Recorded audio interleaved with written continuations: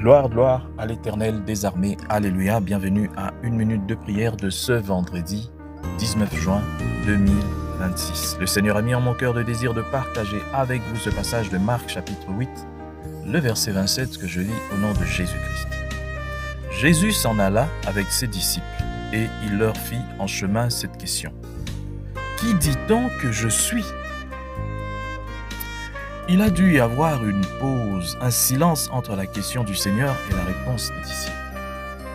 Jean-Baptiste, les autres, Élie, les autres, l'un des prophètes, un homme, la déception et la douleur de notre Seigneur qui s'était donné à la foule avec une miséricorde infatigable.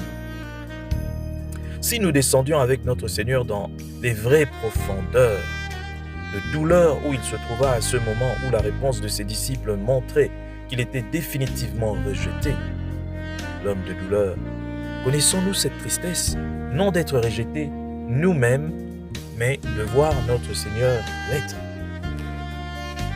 Ayons les mêmes sentiments que Jésus a eus. Et vous, qui dites-vous que je suis ? Pierre lui répondit, tu es le Christ. Mais quand Jésus dit qu'il fallait que le Fils de l'homme souffrit beaucoup, qu'il fût rejeté, mis à mort, Pierre se mit à le reprendre. Ici, il y a encore cette grande vérité que j'aimerais rappeler à chacun.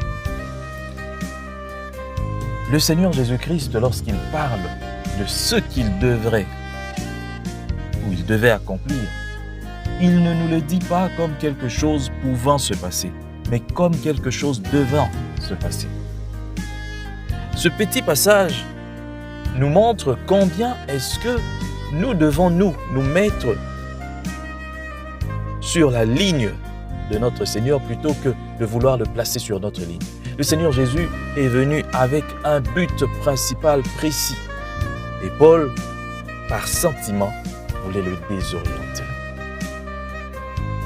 Sachant aussi que dans notre vie, avec le Seigneur, nous devons savoir que tant que nous ne serons pas sur cette ligne avec lui, le monde va nous désorienter. Le monde va te dire non, ne prêche pas. Le monde va te dire non, si tu fais ceci, tu vois, les gens vont penser que toi, tu es un pharisien. Le monde va te dire non, mais tu peux vivre et puis prier aussi en même temps. Le monde va te dire mais fais comme tous les autres. Pourquoi est-ce que toi, tu veux être à part ? Le monde va te dire tellement de choses qui vont à l'encontre de ce que Dieu te dit. Et c'est ça. Imaginez Pierre qui est resté avec Jésus mais veut contester la volonté de Dieu. C'est la même chose. Ici, il faut que nous commençons aujourd'hui maintenant à comprendre que les sentiments des hommes ne déterminent pas la volonté de Dieu.